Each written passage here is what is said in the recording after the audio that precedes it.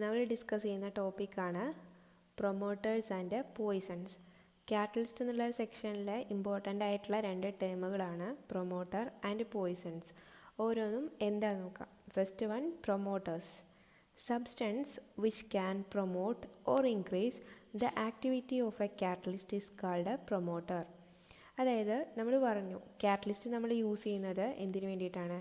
ഒന്നുകിൽ റിയാക്ഷൻ്റെ സ്പീഡ് കൂട്ടാൻ വേണ്ടിയിട്ട്, അല്ലെങ്കിൽ റിയാക്ഷൻ്റെ സ്പീഡ് കുറയ്ക്കാൻ വേണ്ടിയിട്ട്. കൂട്ടുകയാണെന്നുണ്ടെങ്കിൽ അതിനെ പോസിറ്റീവ് കാറ്റലിസ്റ്റ് എന്ന് പറയും, കുറയ്ക്കുകയാണെന്നുണ്ടെങ്കിൽ അതിനെ നെഗറ്റീവ് കാറ്റലിസ്റ്റ് എന്ന് പറയും. അപ്പോൾ പ്രൊമോട്ടേഴ്സിൻ്റെ പ്രത്യേകത, ഒരു കാറ്റലിസ്റ്റിൻ്റെ ആക്ടിവിറ്റീനെ വീണ്ടും കൂട്ടുന്ന സബ്സ്റ്റൻസുകളെ പറയുന്ന പേരാണ് പ്രൊമോട്ടേഴ്സ്. അതായത് കാറ്റലിസ്റ്റിനെ ആ റിയാക്ഷൻ കംപ്ലീറ്റ് ചെയ്യാൻ വേണ്ടിയിട്ട് ഒന്നും കൂടെ ഹെൽപ്പ് ചെയ്യുന്ന സബ്സ്റ്റൻസുകളെ പറയുന്ന പേരാണ് പ്രൊമോട്ടേഴ്സ്. അതാണ് നമ്മൾ പറഞ്ഞത്, substances which can promote. Promote ചെയ്യുക എന്ന് പറഞ്ഞാൽ തന്നെ അർത്ഥം ഇൻക്രീസ് ചെയ്യിപ്പിക്കുക. Which can promote or increase. എന്താ ഇൻക്രീസ് ചെയ്യിപ്പിക്കുന്നത്? The activity of a catalyst. ഒരു കാറ്റലിസ്റ്റിൻ്റെ കഴിവിനെയാണ് ഒന്നുകൂടി പ്രൊമോട്ട് ചെയ്യിക്കുന്നത്. സച്ച് സബ്സ്റ്റൻസസ്, അത്തരത്തിലുള്ള സബ്സ്റ്റൻസുകളെ പറയുന്ന പേരാണ് പ്രൊമോട്ടർ. അപ്പോൾ കാറ്റലിസ്റ്റിനെ ആ റിയാക്ഷൻ കംപ്ലീറ്റ് ചെയ്യാൻ, അല്ലെങ്കിൽ ആ കാറ്റലിസ്റ്റിൻ്റെ ആക്ടിവിറ്റീനെ ഒന്നുകൂടെ കൂട്ടാൻ വേണ്ടിയിട്ടാണ് നമ്മൾ പ്രൊമോട്ടേഴ്സ് യൂസ് ചെയ്യുന്നത്. അതുകൊണ്ട് അതിന് വിളിച്ച മറ്റൊരു പേരാണ് കാറ്റലിസ്റ്റ് ഫോർ കാറ്റലിസ്റ്റ്. ഒരു കാറ്റലിസ്റ്റിനെ സഹായിക്കുന്ന മറ്റൊരു കാറ്റലിസ്റ്റ്. അതുകൊണ്ട് വിളിച്ച പേരാണെന്ത്? Catalyst four catalyst. ഇനി നമുക്ക് എക്സാമ്പിൾസിലേക്ക് കടക്കാം. 2 പ്രധാനപ്പെട്ട എക്സാമ്പിൾസാണ് ഉള്ളത്. ഒന്നാമത്തെ, asbestos act as promoter for platinum catalyst in contact process. അതായത് കോണ്ടാക്ട് പ്രോസസ്സ് നമ്മൾ തൊട്ട് മുമ്പ് കുറേ തവണ പറഞ്ഞതായിരുന്നു. എന്തായിരുന്നു കോണ്ടാക്ട് പ്രോസസ്സിലുള്ള step? SO2 sulphur dioxide ഓക്സിജനുമായി ചേർന്ന് സൾഫർ ട്രൈ ഓക്സൈഡായിട്ട് മാറുന്നു. അതായത് 2 ഓക്സിജൻ ഉണ്ടായിരുന്ന സൾഫർ കോമ്പൗണ്ട് ഓക്സിജൻ ആഡ് ചെയ്യുമ്പോൾ എന്തായി മാറും? 3 ഓക്സിജനുള്ള സൾഫർ കോമ്പൗണ്ടായി മാറും.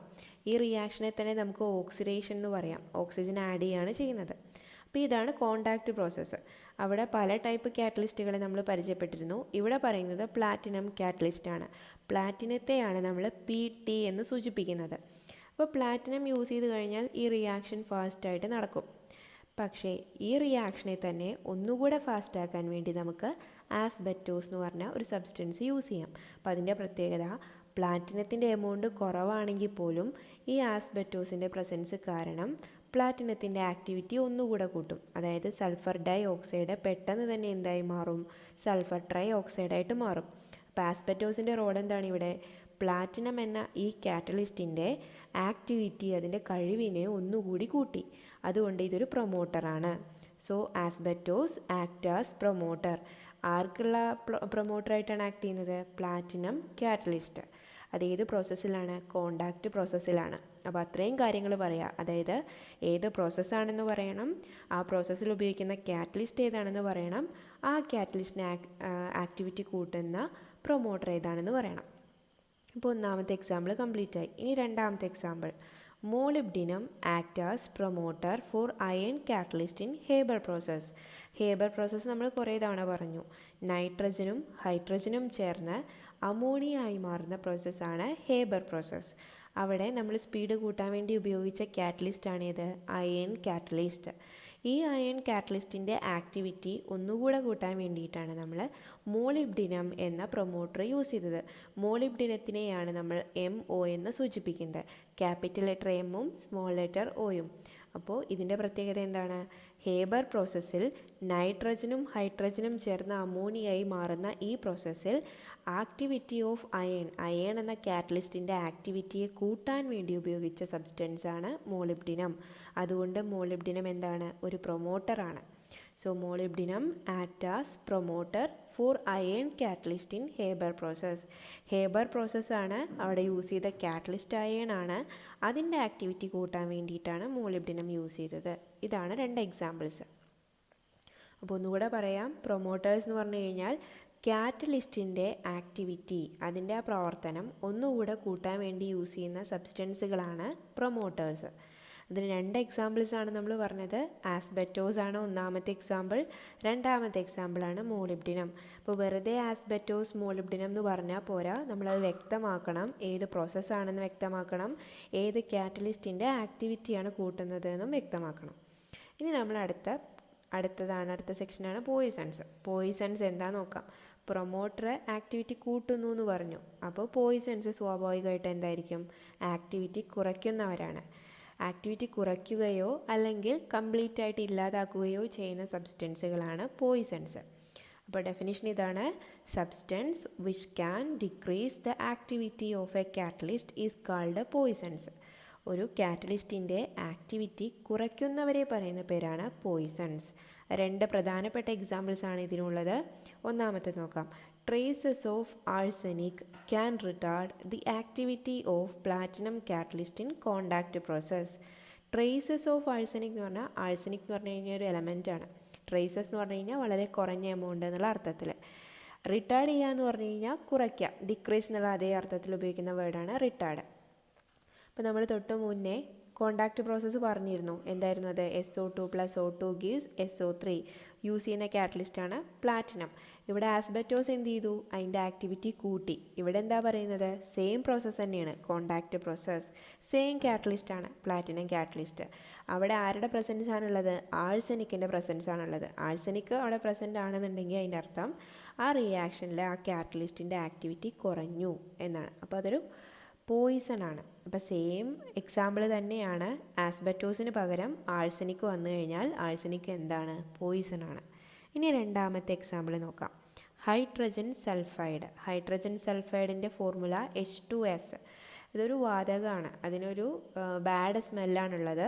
ഇനി അതിൻ്റെ പ്രത്യേകത എന്താ നോക്കാം. Hydrogen sulphide act as poison to iron catalyst in Haber process. Haber process നമ്മളിവിടെ പറഞ്ഞതായിരുന്നു. Nitrogen + hydrogen gives ammonia in presence of iron catalyst. ഇവിടെ മോളിബ്ഡിനമാണ് യൂസ് ചെയ്തത്. അതിൻ്റെ പ്രത്യേകത എന്തായിരുന്നു? പ്രൊമോട്ടറായിട്ടാണ് ആക്ട് ചെയ്യുന്നത്. ഇവിടെ പറയുന്നത് H2S ആണ്. H2S ആണ് ആക്ട് ചെയ്ത് അവിടെ ആഡ് ചെയ്യുന്നതെന്നുണ്ടെങ്കിൽ അത് ആക്ട് ചെയ്യുന്നത് പോയിസൺ ആയിട്ടാണ്. അതായത് അയൺ കാറ്റലിസ്റ്റിൻ്റെ ആക്ടിവിറ്റിയെ കുറയ്ക്കുന്നു. അപ്പോൾ നമ്മൾ പ്രധാനപ്പെട്ട പുതിയ 2 ടേമുകൾ പറഞ്ഞത്, ഒന്ന് ആസ്ബറ്റോസ്, ഒന്ന് മോളിബ്ഡിനം. ആസ്ബറ്റോസും മോളിബ്ഡിനവും പ്രൊമോട്ടേഴ്സാണ്. റിയാക്ഷൻ അല്ലെങ്കിൽ കാറ്റലിസ്റ്റിൻ്റെ ആക്ടിവിറ്റി പ്രവർത്തനം കൂട്ടുന്നവരാണ്. ഇവിടെ പറഞ്ഞത് ആഴ്സനിക്കും ഹൈഡ്രജൻ സൾഫൈഡും. ഇതിൻ്റെ രണ്ടിൻ്റെ പ്രത്യേകത കാറ്റലിസ്റ്റിൻ്റെ ആക്ടിവിറ്റി കുറയ്ക്കുന്നവരാണ്. അതുകൊണ്ട് അത് പോയിസൺസ് ആണ്. 2 എക്സാമ്പിൾസും സെയിം പ്രോസസ്സ് വെച്ചിട്ടാണ് പറയുന്നത്. ഇവിടെയും കോണ്ടാക്ട് പ്രോസസ്സാണ്. ഇതിൻ്റെ ഫസ്റ്റ് എക്സാമ്പിളും കോണ്ടാക്ട് പ്രോസസ്സാണ്. ഇതിൽ ഹേബർ പ്രോസസ്സ് വന്നു, സെക്കൻഡും ഹേബർ പ്രോസസ്സാണ്. അപ്പോൾ കമ്പയർ ചെയ്ത് പഠിക്കുക. അപ്പോൾ ഒന്നുകൂടെ പറയാം. Promoters and poisons. പ്രൊമോട്ടേഴ്സ് എന്ന് പറഞ്ഞു കഴിഞ്ഞാൽ പേര് സൂചിപ്പിക്കുന്നത് പോലെ തന്നെ കാറ്റലിസ്റ്റിൻ്റെ ആക്ടിവിറ്റി ഇൻക്രീസ് ചെയ്യിക്കുന്നവരാണ്, കൂട്ടുന്നവരാണ്. അതിന് പ്രധാനപ്പെട്ട 2 എക്സാമ്പിൾസും പഠിച്ചു വയ്ക്കുക. പോയിസൺസ് എന്ന് പറഞ്ഞു കഴിഞ്ഞാൽ കാറ്റലിസ്റ്റിൻ്റെ ആക്ടിവിറ്റി കുറയ്ക്കുന്നവരെ പറയുന്ന പേരാണ്. അതിനും 2 എക്സാമ്പിൾസ് പഠിച്ചു വയ്ക്കുക. Characteristics of catalyst. കാറ്റലിസ്റ്റിൻ്റെ പ്രത്യേകതകളെക്കുറിച്ചാണ് പറയാൻ പോകുന്നത്. പ്രോപ്പർട്ടീസ് എന്ന് പറയാം, അല്ലെങ്കിൽ ക്യാരക്ടറിസ്റ്റിക്സ്. ഈ 2 തരത്തിലാണ് എക്സാമിന് ചോദിക്കാറ്. അപ്പോൾ എന്തൊക്കെയാണ് ഒരു കാറ്റലിസ്റ്റിൻ്റെ പ്രത്യേകതകളെന്ന് നോക്കാം. ഒന്നാമത്തെ, A catalyst alter the speed of A reaction. നമ്മൾ കാറ്റലിസ്റ്റിൻ്റെ ഡെഫിനേഷൻ പറഞ്ഞപ്പോൾ തന്നെ പറഞ്ഞു, ഒരു റിയാക്ഷൻ്റെ സ്പീഡ് കൂട്ടുകയോ കുറയ്ക്കുകയോ ചെയ്യാൻ കഴിവുള്ള ഏത് സബ്സ്റ്റൻസും എന്താണ്? കാറ്റലിസ്റ്റാണ്. അപ്പോൾ അത് തന്നെയാണ് അതിൻ്റെ പ്രത്യേകത. It can alter the speed of A reaction. Alter എന്ന് പറഞ്ഞു കഴിഞ്ഞാൽ ചേഞ്ച് ചെയ്യുക. ഒരു റിയാക്ഷൻ്റെ സ്പീഡ് ചേഞ്ച് ചെയ്യാൻ കഴിവുള്ളവരാണ് കാറ്റലിസ്റ്റ്. അത് തന്നെയാണ് ഒന്നാമത്തെ പ്രത്യേകത. രണ്ടാമത്തെ, A catalyst show maximum efficiency at an optimum temperature. Optimum temperature എന്നുള്ള വേർഡിൻ്റെ അർത്ഥം നമുക്ക് ലാബുകളിലായാലും ഫാക്ടറികളിലായാലും നമുക്ക് നൽകാൻ കഴിയാവുന്ന ഒരു മീഡിയം ടെമ്പറേച്ചർ. ആ ടെമ്പറേച്ചറിൽ തന്നെ മാക്സിമം എഫിഷ്യൻസി, നന്നായിട്ട് റിയാക്ഷൻ്റെ സ്പീഡ് കൂട്ടാൻ കഴിവുള്ളവരാണ് കാറ്റലിസ്റ്റ്. ചില റിയാക്ഷൻസിനൊക്കെ ഹൈ ടെമ്പറേച്ചർ വേണ്ടി വരും. അത് ചിലപ്പോൾ നമുക്ക് ലാബുകളിലായാലും ഫാക്ടറികളിലായാലും കൊടുക്കാൻ കഴിയില്ല, വളരെ നല്ല ചിലവുണ്ടായിരിക്കും. അപ്പോൾ അത്തരം കേസുകളിലൊക്കെ ഒരു കാറ്റലിസ്റ്റ് ഉപയോഗിക്കുകയാണെന്നുണ്ടെങ്കിൽ നമുക്ക് സാധാരണ റൂം ടെമ്പറേച്ചറിൽ തന്നെ റിയാക്ഷൻസ് നടത്താനും കൂടുതൽ പ്രോഡക്റ്റ് ഉണ്ടാക്കാനും കഴിയും. അതൊരു കാറ്റലിസ്റ്റിൻ്റെ പ്രത്യേകതയാണ്. അപ്പോൾ സെക്കൻഡ് പോയിന്റ് പറഞ്ഞതായിരുന്നു, a catalyst show maximum efficiency at an optimum temperature. ഇനി മൂന്നാമത്തെ point, only very small amount of catalyst is required to produce large amount of product. ഇപ്പോൾ നമ്മൾ ഒരുപാട് റിയാക്റ്റൻസിനെ, അതായത് റിയാക്ഷനിൽ പങ്കെടുക്കുന്നവരാണ് റിയാക്റ്റൻറ്റ്. റിയാക്ഷൻ കഴിഞ്ഞ് കിട്ടുന്നതിനെ പറയുന്ന പേരാണ് പ്രോഡക്റ്റ്. ഇപ്പോൾ ഒരുപാട് റിയാക്റ്റൻസിനെ നമുക്ക് പ്രോഡക്റ്റാക്കി മാറ്റണം എന്നുണ്ടെങ്കിലും ഒരു കുറച്ച് എമൗണ്ട് കാറ്റലിസ്റ്റ് മതി. അല്ലാതെ റിയാക്റ്റൻസ് എത്രയാണോ അത്രയും തന്നെ കാറ്റലിസ്റ്റിൻ്റെ ഒന്നും ആവശ്യമില്ല. വളരെ കുറഞ്ഞ എമൗണ്ട് കാറ്റലിസ്റ്റ് യൂസ് ചെയ്താൽ പോലും ഒരുപാട് റിയാക്റ്റൻസിനെ നമുക്ക് പ്രോഡക്റ്റാക്കി മാറ്റാൻ കഴിയും. അതും ഒരു കാറ്റലിസ്റ്റിൻ്റെ പ്രത്യേകതയാണ്. Only very small amount of catalyst is required to produce large amount of product.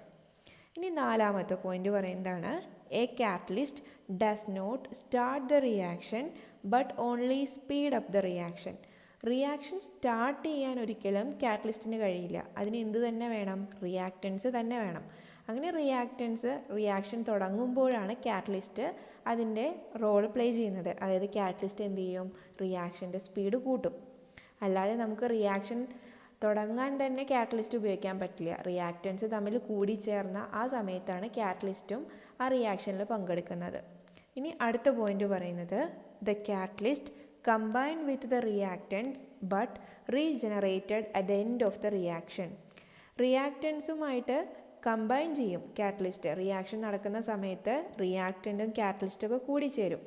പക്ഷേ റിയാക്ഷൻ നടന്നു കഴിഞ്ഞാൽ പ്രോഡക്റ്റ് ഫോം ചെയ്യുമ്പോൾ പ്രോഡക്റ്റ് വേറെയും കാറ്റലിസ്റ്റ് വേറെ ആയിട്ടാണ് നമുക്ക് കിട്ടുക. അതായത് എത്ര കാറ്റലിസ്റ്റാണോ നമ്മൾ തുടക്കത്തിൽ ഉപയോഗിച്ചത് അത് ഏത് ഫോർമുലയിലാണ് അല്ലെങ്കിൽ ഏതൊക്കെയാണ് അതിലെ കമ്പോണൻസ്, ഏതൊക്കെ എലമെൻറ്റ്സ്, കാർബൺ ഉണ്ടെങ്കിൽ ഹൈഡ്രജൻ ഉണ്ടോ, അങ്ങനെ എന്തെല്ലാം ഉണ്ടെങ്കിൽ അതെല്ലാം ലാസ്റ്റ് നമുക്ക് കിട്ടുന്ന കാറ്റലിസ്റ്റിനും ഉണ്ടായിരിക്കും. അതിൻ്റെ ക്വാണ്ടിറ്റിയിലോ കോമ്പോസിഷനിലോ ഒരു മാറ്റവും ഉണ്ടാവില്ല. അപ്പോൾ റിയാക്ഷനൊക്കെ സ്പീഡ് ചെയ്യും, അതുപോലെ റിയാക്റ്റൻസുമായിട്ട് കമ്പൈൻ ചെയ്യും.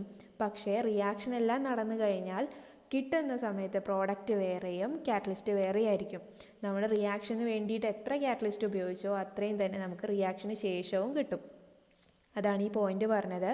The catalyst combine with the reactants. Catalyst റിയാക്റ്റൻറ്റുമായിട്ട് കമ്പൈൻ ചെയ്യും, കൂടിച്ചേരും. ബട്ട് റീജനറേറ്റ് ചെയ്യുക ലാസ്റ്റ് നമുക്ക് തിരികെ കിട്ടും. Regenerated at the end of the reaction. So no change in chemical composition and quantity of the catalyst. Reaction നടന്നു കഴിഞ്ഞാലും ക്വാണ്ടിറ്റിയിലോ അതുപോലെ കോമ്പോസിഷനിലോ ഒരു മാറ്റവും സംഭവിക്കില്ല. കാറ്റലിസ്റ്റ് അതേപോലെ തന്നെ തിരിച്ചു കിട്ടും. ഇപ്പോൾ നമ്മൾ നിക്കലാണ്, അല്ലെങ്കിൽ നമ്മൾ കുറേ കാറ്റലിസ്റ്റ് ഇപ്പോൾ പഠിച്ചു, ഹേബർ പ്രോസസ്സിൽ പഠിച്ചു. നൈട്രജനും ഹൈഡ്രജനും ചേർന്ന് അമോണിയായി മാറുന്ന റിയാക്ഷനായിരുന്നു. അവിടെ ഉപയോഗിച്ചത് അയേണാണ്. അപ്പോൾ അയേൺ റിയാക്ഷനിലൊക്കെ പങ്കെടുക്കും. പക്ഷേ ലാസ്റ്റ് നമുക്ക് അമോണിയ കിട്ടുന്ന സമയത്ത് അയേൺ അതേപോലെ തുടക്കത്തിൽ ഏത് രൂപത്തിലായിരുന്നോ അതേപോലെ തന്നെ തിരികെ കിട്ടും. അതാണ് റീജനറേറ്റ് ചെയ്യുക എന്നുള്ള വാക്കിൻ്റെ അർത്ഥം. ഏത് രൂപത്തിലാണോ നമ്മൾ യൂസ് ചെയ്തിരുന്നത് അതേ രൂപത്തിൽ തന്നെ നമുക്ക് ലാസ്റ്റ് കിട്ടും. ഇനി ഇത്രയും പറഞ്ഞ പോയിൻറ്റ്സ് എല്ലാം ഒരു കാറ്റലിസ്റ്റ് അതിൻ്റെ പ്രത്യേകതകളാണ്. ആ കാറ്റലിസ്റ്റ് ചിലപ്പോൾ സോളിഡ് സ്റ്റേറ്റിലാവാം, അല്ലെങ്കിൽ ലിക്വിഡ് സ്റ്റേറ്റിലാവാം, അല്ലെങ്കിൽ ഗ്യാഷ്യസ് സ്റ്റേറ്റിലാവാം, ഏത് സ്റ്റേറ്റിലും ആവാം. അതിൻ്റെ എല്ലാം കോമൺ ആയിട്ടുള്ള പ്രത്യേകതകളാണ് പറഞ്ഞത്.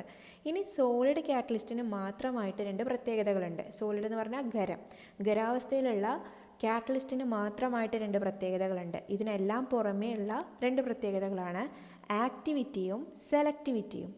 ആക്ടിവിറ്റി എന്താ നോക്കാം. Activity is the capacity to increase speed of the reaction.